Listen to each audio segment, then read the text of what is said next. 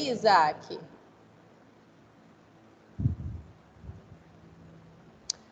Bom, pessoal,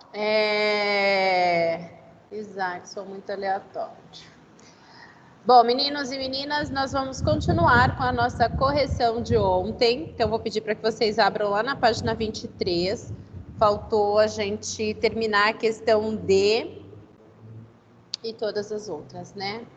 Deixa eu pôr aqui para a gente poder compartilhar. Que barbaridade, que barbaridade. Não quero isso, gente. Eu quero o livro.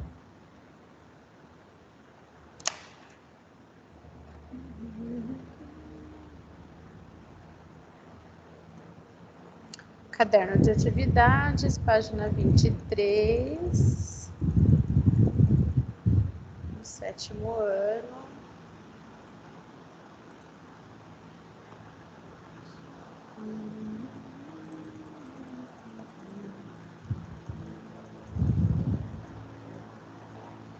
Bom.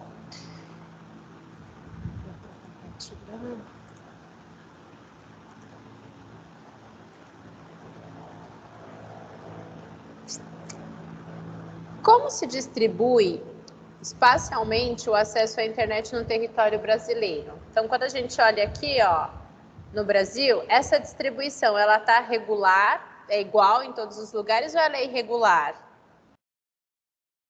Ela é desigual. Então, essa distribuição de internet, ela é desigual. E a gente pode perceber que as áreas que mais terão acesso à internet são as regiões sudeste e sul do Brasil.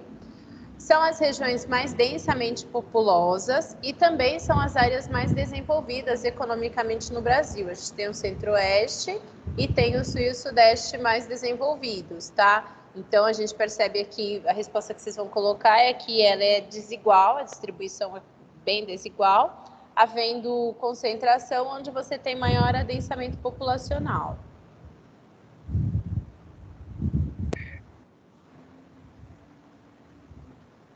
Ok?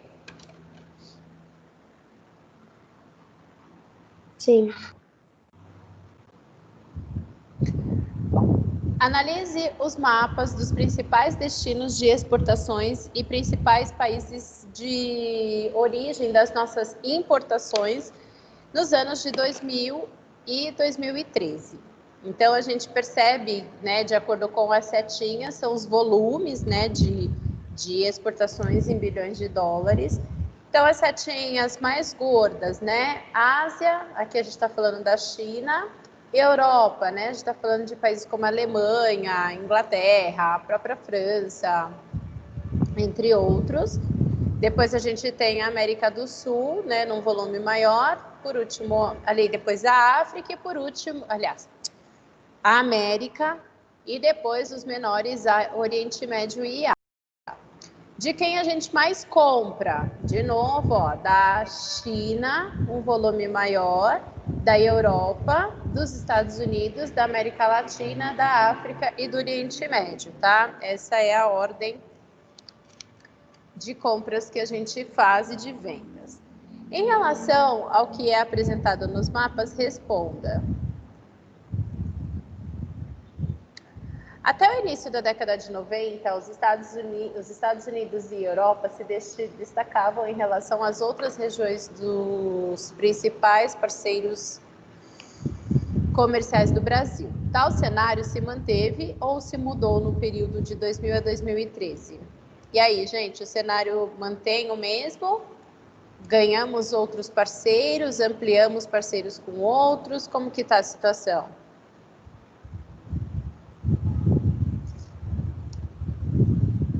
Então, Estados Unidos e Europa continuam sendo os nossos parceiros econômicos, tá?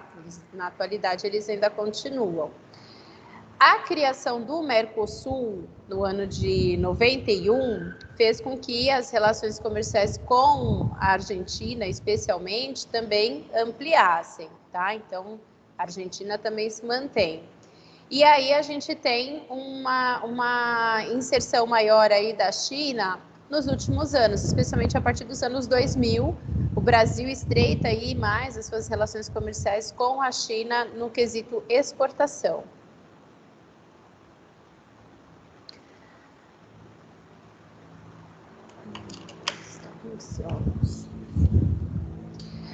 Que mercados se constituem como principais parceiros comerciais do Brasil entre 2000 e 2013?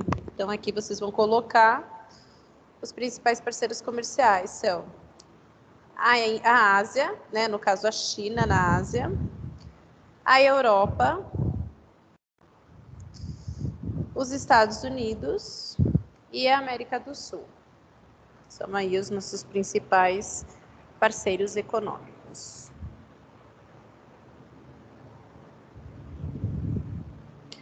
A C é pessoal. A C, ele quer saber sua opinião, se é importante expandir as relações de comércio com outros mercados, como a África e o Oriente Médio. Aí vocês vão me dizer se vocês acham que sim ou que não. Qual a opinião de vocês? O Brasil deve ampliar as relações comerciais com outros países ou não? Deve ficar na dele? Não deve mais se envolver com outros países? Qual é a visão de vocês?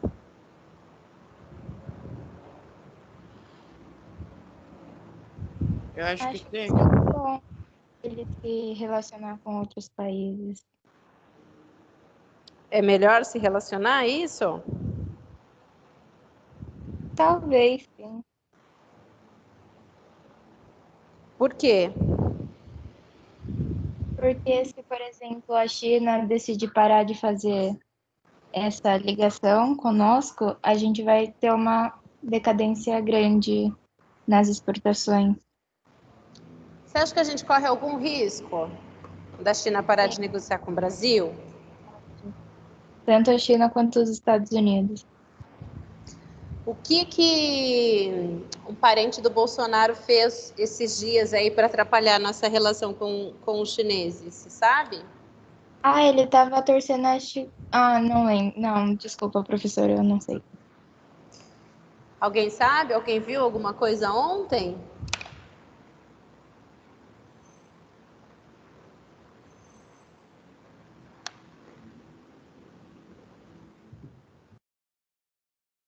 Que barbaridade, que barbaridade. Então, ó, aqui tá uma notícia de 4 horas, mas ontem o filho do Bolsonaro, ele tweetou, né, que ele prefere que o Brasil feche o 5G com os Estados Unidos e não com a China, porque se fechar com a China, a gente corre o risco de sermos espionados e não sei o que lá. Aqui, né? Aqui eu não falo que ele tá. E aí os chineses não curtiram essa postagem, eles se sentiram muito mal, né? Eles repudiaram isso. E aí o Carlos Bolsonaro, filho do Bolsonaro, foi lá e apagou. Mas o fato é que a gente... Vamos ver aqui, ó. Sem espionagem da China. Então ele apoia que faça o negócio com os Estados Unidos e não com a China. E aí, assim, isso gera toda uma situação desconfortável e muitas vezes sem necessidade, né? Um comentário chulo, um comentário que não precisa ser dito, que não precisa ser dito e que acaba aí atrapalhando as relações comerciais. Então, realmente, quanto mais parceiros econômicos o Brasil tenha, é melhor, tá?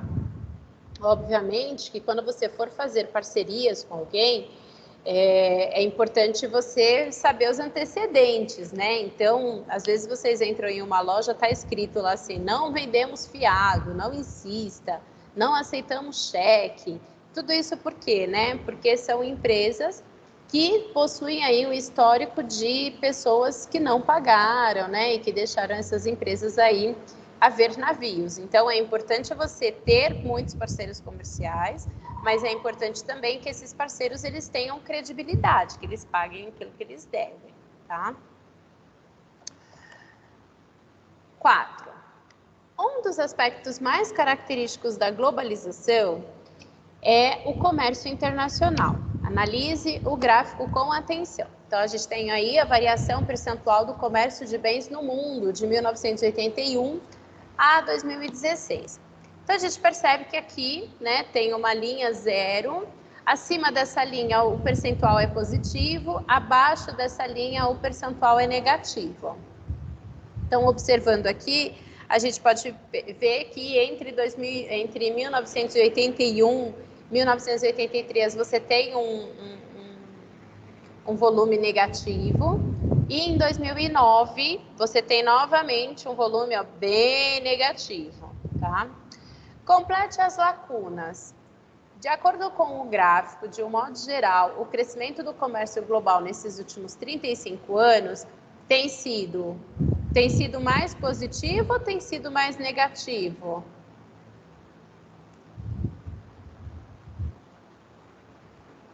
Mais positivo. Isso mesmo, mais positivo. O volume de comércio de bens foi inferior ao ano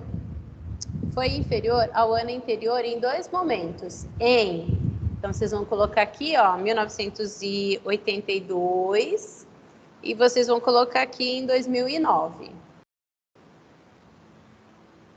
Certo? Certo. Entre as vantagens que podemos obter no nosso dia a dia com a expansão do comércio global, destaca-se. Então, assim, ó, a maior vantagem é nessa questão de comércio internacional é a gente ter acesso a produtos que aqui nós não encontraríamos, tá? Então, muitas vezes, coisas que aqui são mais difíceis ou são bem mais caras, você consegue adquirir lá fora a custos mais baixos e normalmente com a mesma qualidade. Então, ter tecnologia é um exemplo disso, né? Então, obter produtos dos quais nós não temos acesso aqui.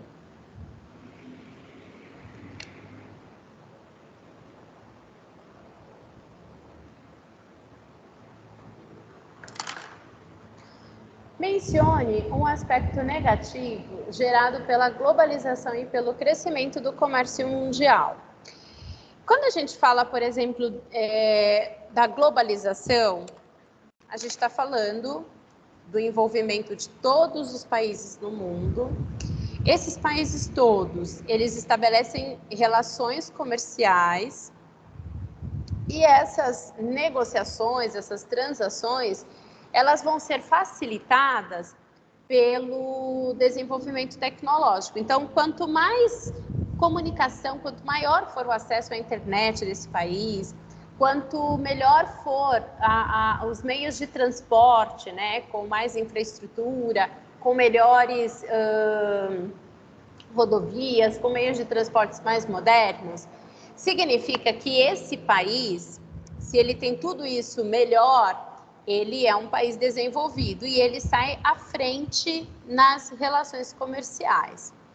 Quanto menos acesso à internet tem um país, quanto menos infraestrutura, quanto meios de transportes mais antigos, mais arcaicos, mais caro é produzir nesse país, mais difícil é estabelecer relações comerciais com esse país.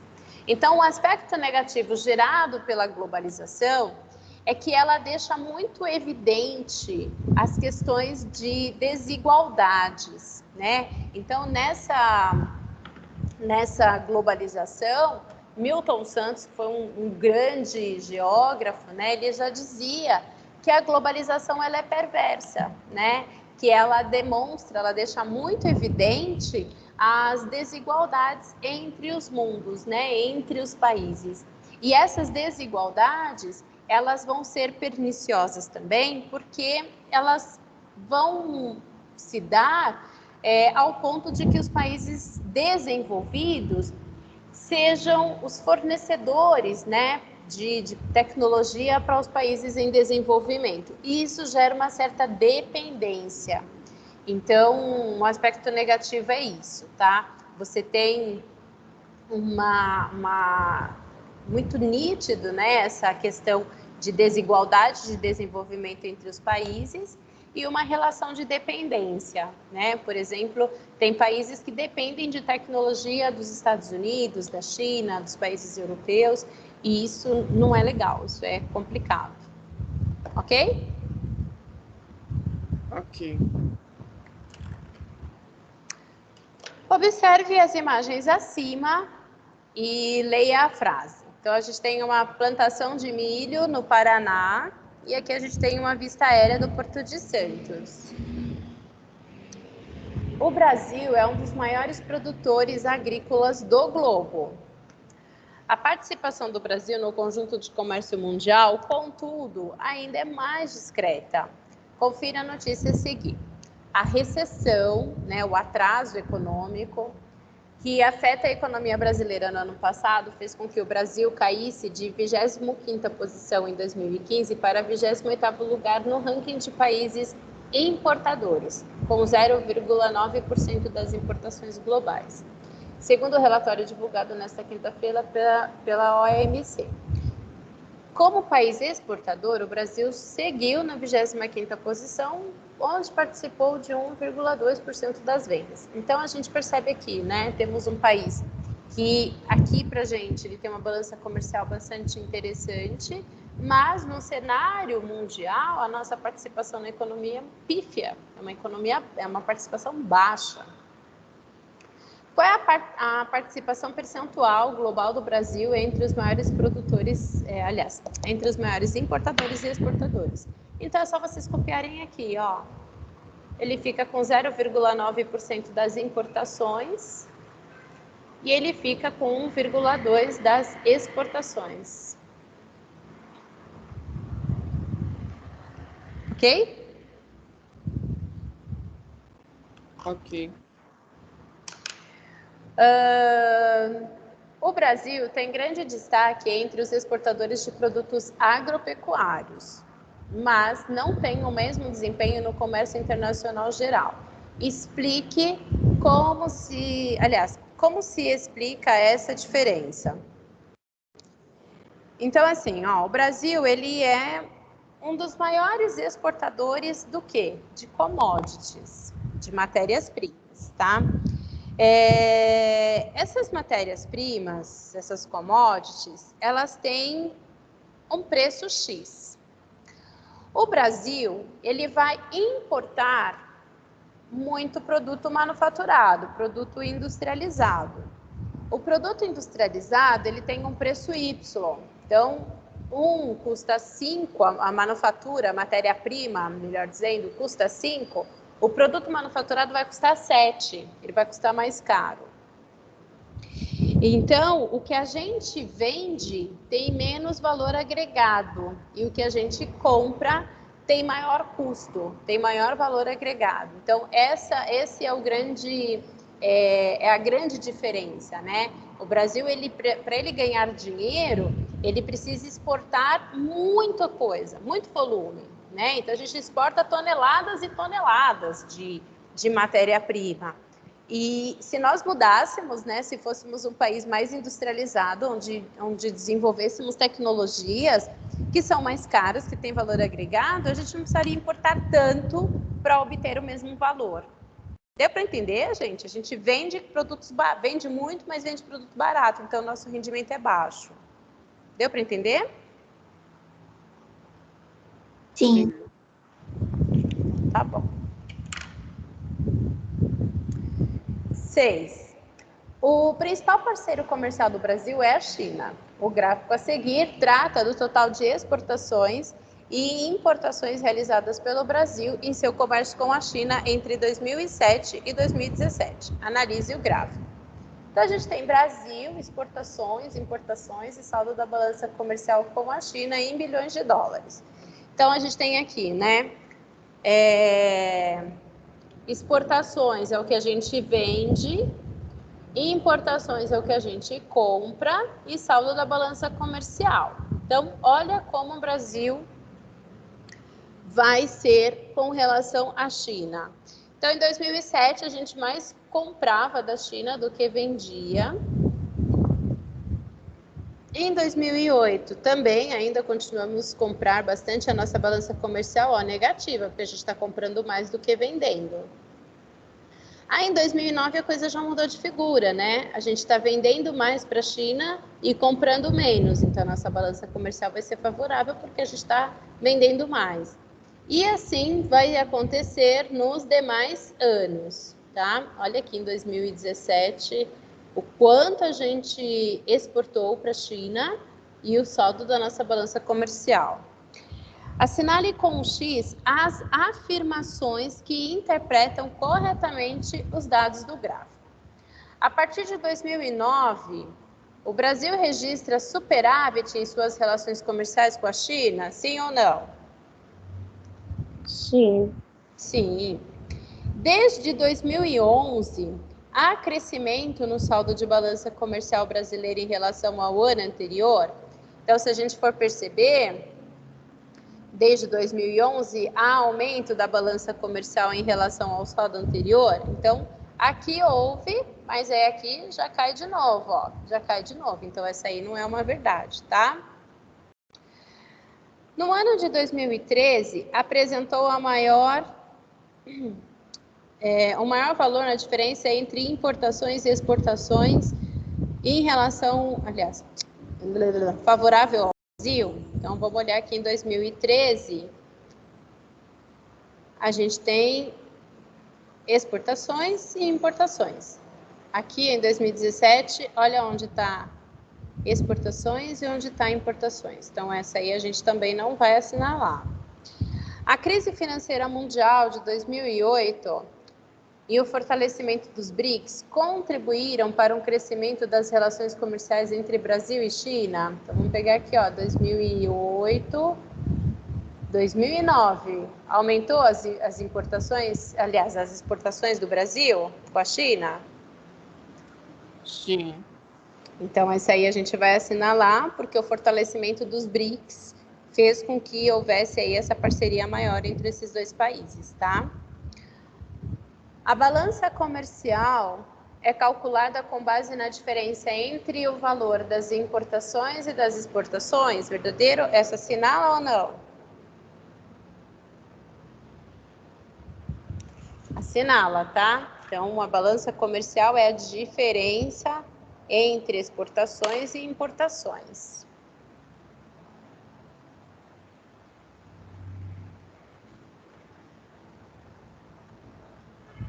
7. Nas relações internacionais, em que o Brasil teve um papel importante na mediação de conflitos e no controle de ordem para a reconstrução de países, destaca-se o MINUSTAH, em que chefiou uma missão de paz. Confira as imagens e em seguida responda. Qual foi o país em que se realizou a missão de paz da ONU denominada MINUSTAH? Alguém lembra?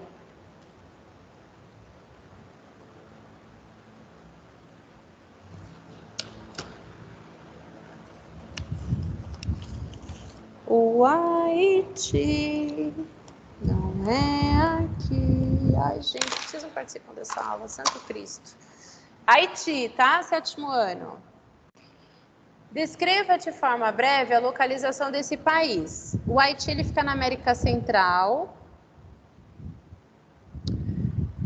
Ele é uma ilha.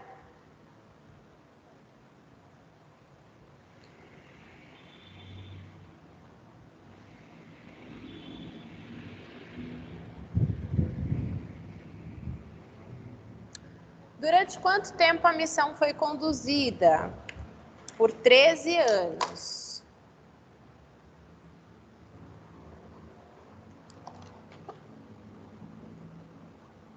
Gente, eu tinha certeza que eu tinha pego.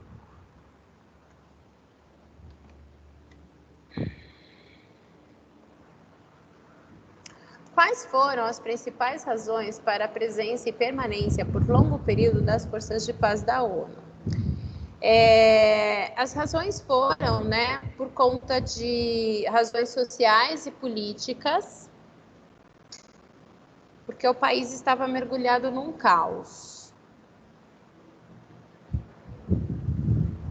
Então, tinha muita violência, tinha muita instabilidade política, com sérios riscos de um conflito civil.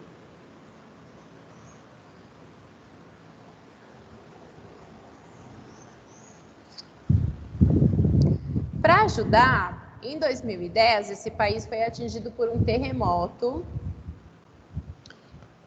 E aí a situação ficou pior ainda, né? Porque as famílias começaram a perder tudo, brigava-se por comida, então uma instabilidade muito maior se assentou aí sobre esse país, tá? Então essas foram as razões aí de uma permanência prolongada do Brasil, para tentar colocar a casa em ordem.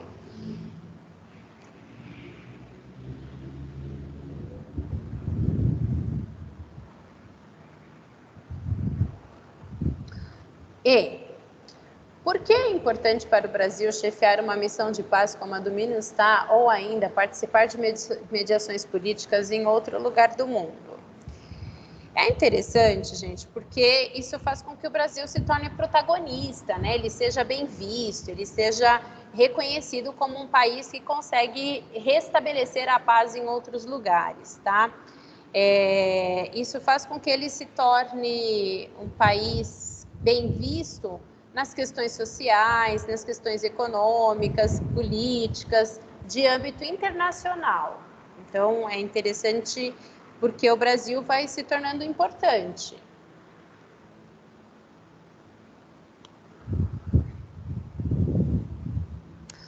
O texto da página 49 do livro didático, cujo o título é "A ONU encerra a missão no Haiti comandada pelo Brasil", indica que importantes instituições que compõem a rede Jubileu Sul questionam o êxito da missão das forças de paz da ONU nesse país e por quê.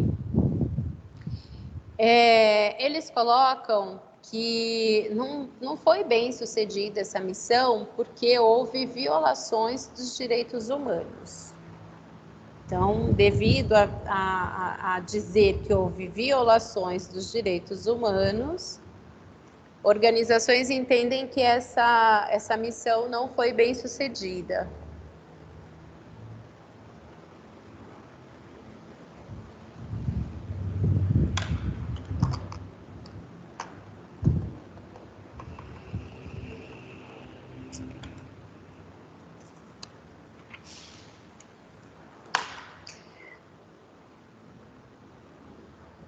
Oito. O Brasil tem importante participação na construção de um dos países que recentemente se tornou independente. Confira a seguir algumas dicas sobre essa localidade e pesquise para completar as lacunas e, por fim, tente descobrir de que país se trata. É um país lusófono, ou seja, a língua oficial é o português.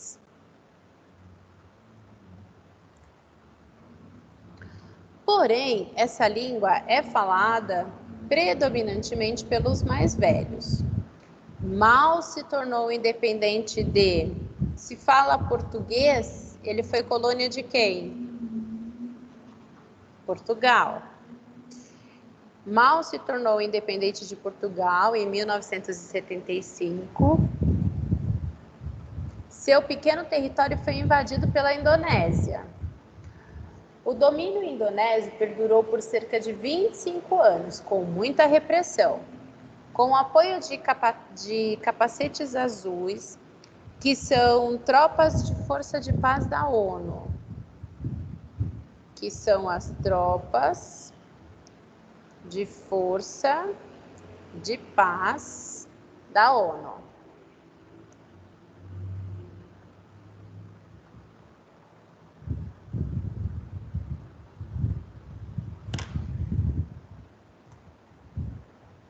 Em 1999, o povo votou pela independência. Em 2002, definitivamente a soberania foi devolvida a esse país asiático. Trata-se do Timor-Leste.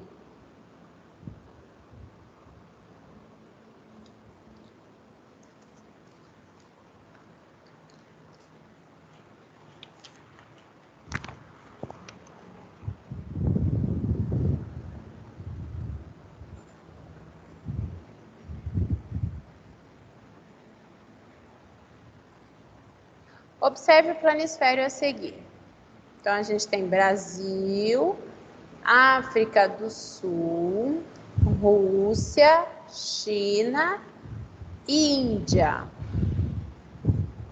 A respeito do que está representado no planisfério, responda: que grupo os países destacados no mapa integram? E que países são esses? Vocês sabem como chama? B de Brasil, R de Rússia, I de Índia, C de China e C de China e S de África do Sul? Seria os BRICS? Os BRICS, isso mesmo. E aí é constituído por esses países que a gente acabou de mencionar.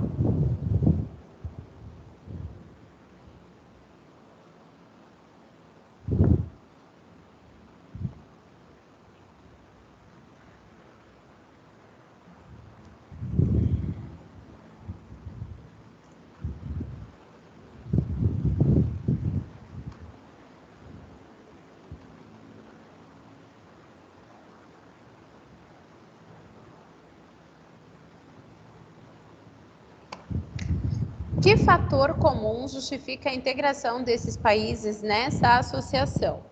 Então, esses países, eles têm como fator comum serem economias emergentes, tá? Ou seja, eles se projetam com todas as condições de serem países desenvolvidos.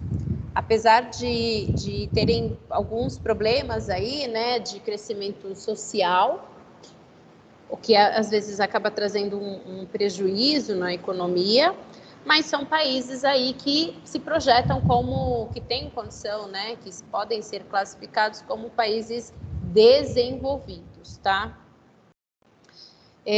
4 desses países estão entre as maiores economias do mundo, tá? Então, você tem o Brasil, que está entre as 10 economias, você tem a China, que é a segunda maior economia do planeta, você tem a Rússia, você tem a Índia, que são grandes economias mundiais, tá? Estão aí entre os países mais ricos do mundo. Ufa, com isso, 7º C, nós acabamos o nosso conteúdo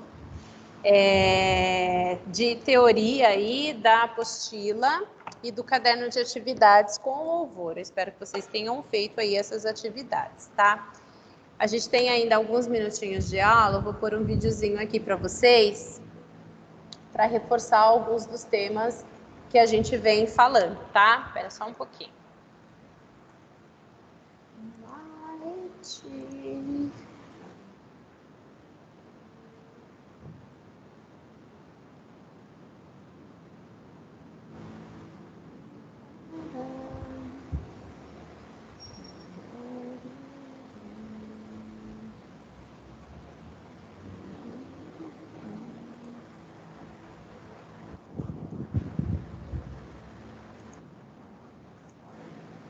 Então, eu vou passar um videozinho para vocês, chamado Matéria de Capa, e ele é um vídeo que ele vai contar um pouquinho sobre os retratos do Brasil. Como nós somos, que país é esse, como que ele é visto aí no cenário mundial, tá?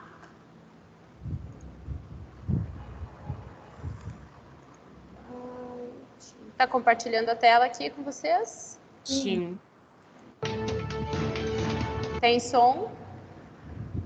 Sim, Tem. Tá baixo ou tá bom? Tá bom. tá bom.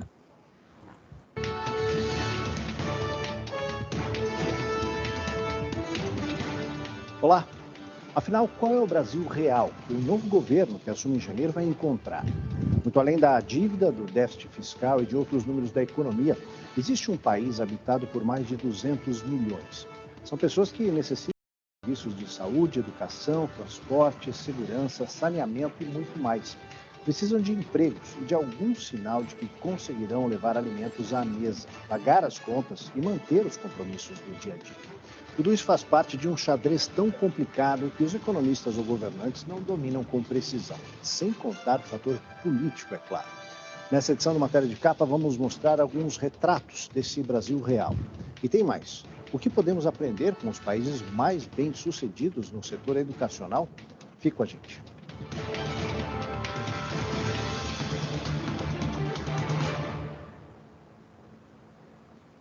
tirar mais de 12 milhões de pessoas do desemprego, promover a retomada do crescimento econômico sem ter dinheiro para investir e descobrir um meio de cobrir o rombo de 150 bilhões nas contas públicas. E são apenas alguns desafios à espera do novo governo que assume em janeiro.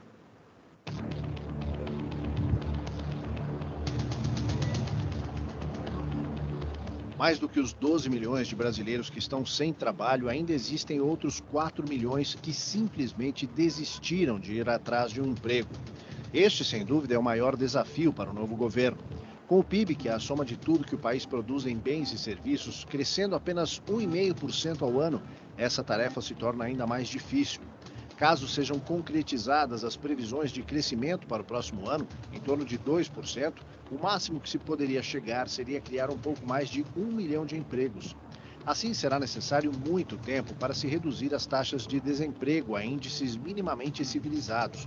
Acontece que, para se promover o crescimento econômico e gerar postos de trabalho, é preciso investir, principalmente em obras de infraestrutura, que demandam mão de obra em larga escala.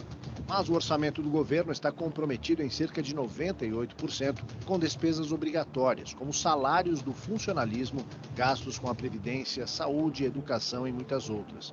Sobrariam apenas 2%, mas o Congresso e o próprio governo não param de criar novas despesas. Nesse quadro, só é possível contar com investimentos privados, e esses andam cada vez mais escassos. Ao mesmo tempo, as contas públicas não fecham e o déficit atual gira em torno de 150 bilhões de reais. Para cobrir o rombo, o governo vai aos bancos e faz empréstimos, o que aumenta ainda mais a dívida pública. Para a maioria dos economistas, a solução do problema passa por uma reforma da Previdência, tendo em vista o envelhecimento da população. O número de aposentados está sempre aumentando. Eles precisam receber, mas deixam de contribuir, ou, dependendo da faixa de salário, contribuem menos. Os especialistas também defendem a redução do tamanho do Estado, ou seja, se livrar de algumas estatais, que são fonte de problemas, como a corrupção. Atualmente, o país tem 150 empresas estatais, muitas delas deficitárias. Para se ter uma ideia, ainda existe uma estatal chamada EPL, Empresa de Planejamento e Logística, criada em 2012 para desenvolver o projeto do trem-bala. Já faz tempo que o governo desistiu desse projeto, diante do alto custo e da falta de recursos. Mas a EPL ainda tem mais de 100 funcionários, muitos com salários acima de 20 mil reais, e custa cerca de 70 milhões de reais ao ano aos cofres públicos. E aqui, sétimo ano, eu espero que vocês estejam ouvindo bem esse vídeo. Tá dando para ouvir bem? Sim. Então, aqui é interessante que vocês vejam que, assim, governos anteriores criam vagas, criam empregos que custam milhões aos cofres públicos e que, infelizmente, são pessoas que a gente pode chamar de obsoletas, né? Que elas não estão sendo usadas para nada. Pelo fato de muitas delas serem funcionários públicos, a gente não pode demitir essas pessoas. Você precisa remanejá-las para outras áreas. E isso só vai fazendo com que o poder público tenha um gasto exorbitante. Então, assim, o problema do Brasil, ele é sério. A gente deve mais, a gente gasta mais do que o que arrecada. E se continuarmos nisso, as nossas futuras gerações, elas estão completamente comprometidas em termos econômicos.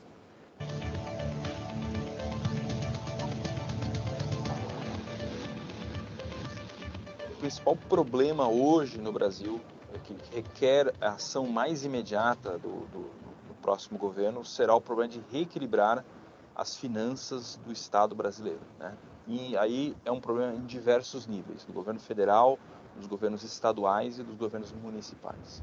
E aí a gente tem um outro problema, porque daí, quando o governo Bolsonaro assume, ele tem um ano para tentar colocar essas contas em ordem, ele não consegue fazer uma adequação aí dos gastos.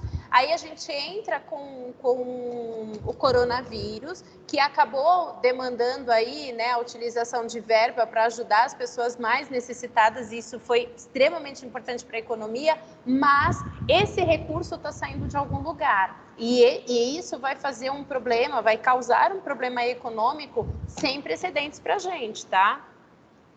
Muitos desses governos gastaram ao longo do tempo mais do que arrecadavam. né? Deram aumentos para os funcionários públicos, foram muito generosos, criaram programas, muitos deles com mérito, mas infelizmente o dinheiro hoje não tem se mostrado suficiente. Então acho que o principal desafio do próximo governo é reequilibrar as finanças públicas.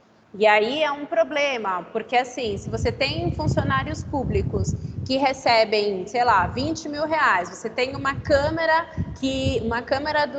federal que ganha também um absurdo, e você tenta equilibrar isso, essas pessoas elas não aceitam. Ninguém quer perder o seu salário, ninguém quer ver o seu salário reduzido. E aí o governo entra no impasse porque ele não consegue reduzir os gastos. É um desafio muito grande, requer escolhas dificílimas, muita capacidade de articulação política, porque muitas das medidas que você precisa tomar dependem de aprovação de emendas constitucionais, que requerem uma maioria qualificada do Congresso. Então, é um desafio não trivial e que vai requerer muita capacidade do próximo governo. Hoje, você não tem muito espaço para investimento público. O Estado brasileiro, e eu estou dizendo aqui a União, os estados, os municípios em geral, a maior parte deles não tem recursos para investir. Você vê que até o estado de São Paulo, que é o estado mais forte da federação, que tem muita receita própria, teve dificuldade em dar prosseguimento a obras. Ele teve que parar diversas obras porque não tinha mais recurso para investir. Isso é verdade aqui, é verdade na União e é verdade em vários estados. Então, o que o Estado tem que fazer? Um caminho aqui que se encontra é você melhorar o ambiente de negócio, melhorar as regras e ter um programa de forma a facilitar o investimento do setor privado em atividades típicas do setor privado, a produção de carro, produção de roupa, produção de linha branca, essas coisas, e o investimento de empresas privadas na prestação de serviços públicos. Então, tem um programa de concessões com regras claras, estáveis, e que você consiga dar alguma ideia, alguma previsibilidade de retorno para o setor privado, porque sem isso ele não investe nessas atividades, em concessão de estrada, em concessão de porto, aeroporto, de energia elétrica, sem garantias de regras claras e estáveis que garantam um mínimo de racionalidade, de previsibilidade, o setor privado não investe nessas atividades. Então aí você tem que mudar o marco regulatório, que também vai enfrentar alguns obstáculos, resistências de interesses aí que estão encastelados no Estado brasileiro. Sem isso, você também não consegue atrair investimento privado para essas atividades que são hoje prestadas pelo setor público. Não tem pra ninguém. Se você quer viajar muito, mas muito barato mesmo, a 123 Milhas... A cada ano, quase 3 milhões de alunos entre 15 e 17 anos abandonam a escola no Brasil. Isso significa que 1/4 dos jovens nessa faixa etária estão afastados dos estudos. E eu quero saber qual é essa função.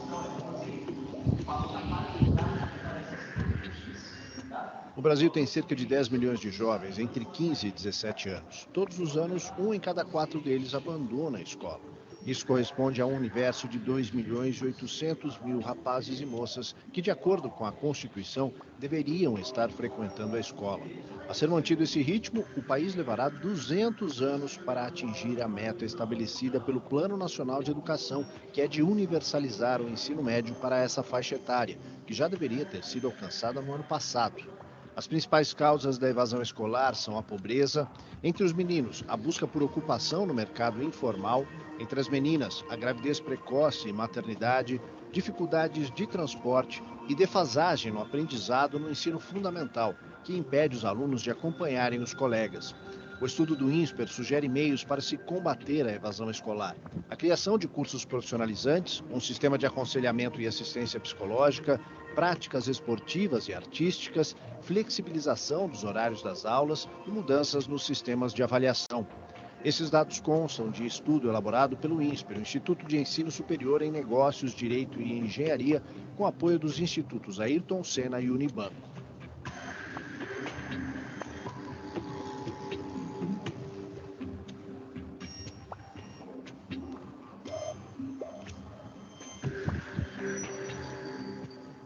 Melhorar o nível de ensino nas escolas de todo o país é o único caminho para alcançar o desenvolvimento econômico e social. A afirmação é de um especialista que acompanha o setor de ensino em todo o mundo.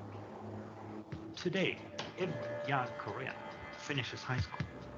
Andreas Schleicher é diretor do Departamento de Educação da Organização para a Cooperação e Desenvolvimento Econômico, a OCDE. Ele é um dos criadores do PISA, o exame aplicado a estudantes do ensino médio em 70 países, que se tornou a principal avaliação da qualidade do ensino no mundo. Ao comentar a situação do ensino no Brasil, ele afirmou que mesmo diante de um cenário de crise econômica e desemprego, não há outro caminho para alcançar o desenvolvimento que não seja o da educação. Schleicher alertou que não faz sentido um país esperar até se tornar rico para investir mais nesse setor. A qualidade da educação, segundo ele, não tem a ver com o grau de riqueza, mas com o investimento inteligente dos recursos disponíveis. O especialista alemão lembra que nos anos 60, a Coreia do Sul, recém-saída de uma guerra, era muito mais pobre que o Brasil e usou os recursos que tinha em educação. Foi assim que se tornou um país rico e uma potência regional na Ásia. Para Schleicher, o Brasil deve seguir o exemplo de outros países e oferecer algum tipo de formação continuada, de nível técnico, após o ensino médio.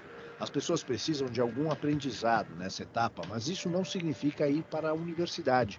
E ele acrescenta, buscar um diploma universitário a qualquer custo em áreas já congestionadas não é o modelo para o século XXI.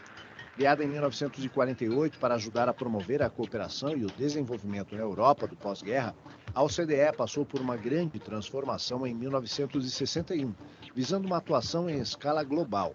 Atualmente tem 36 países membros, apenas 2 da América Latina, o México e o Chile. O pedido de ingresso do Brasil, que ainda não é considerado membro pleno, está sob avaliação.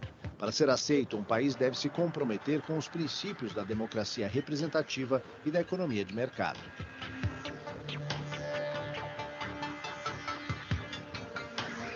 A gente superou já alguns desafios na educação. Muito se fala hoje, se você encontra uma pessoa aí dos seus 60, 70 anos, ela fala, na minha época a escola pública era muito boa. Isso é verdade, a escola pública era muito boa, mas ela era muito seletiva. Ela servia simplesmente uma elite urbana, né, de classe média, e ela excluía a maior parte dos brasileiros do aprendizado, do conhecimento. Então, ela não era uma escola pública boa, ela só era boa para quem a frequentava. A partir dos anos 80 para cá, a gente conseguiu estender o alcance da escola pública, de forma que hoje quase todas as crianças do ensino fundamental aí com menos de 14 anos, hoje estão na escola. É algo que supera aí 90%, 95%. Então isso é uma notícia muito boa. Mas nós temos também notícias ruins, né? Com esse processo de universalização, e acho que talvez ele tenha sido feito de uma forma muito rápida, era inevitável, a qualidade caiu bastante. Então nós estamos atendendo hoje um público que é muito mais vulnerável, e acho que não se fez no momento certo o investimento para que a gente atendesse. Então hoje os alunos estão na escola, mas não estão aprendendo. No caso do ensino médio, ele é um pouco mais sério ainda, porque a taxa de desistência, as pessoas que abandonam a escola, a taxa de evasão, ela é muito alta. Então hoje a cada jovem que entra no ensino médio, a cada 2, 3 jovens, um deles vai abandonar antes de concluir. Então esse é uma estatística muito ruim.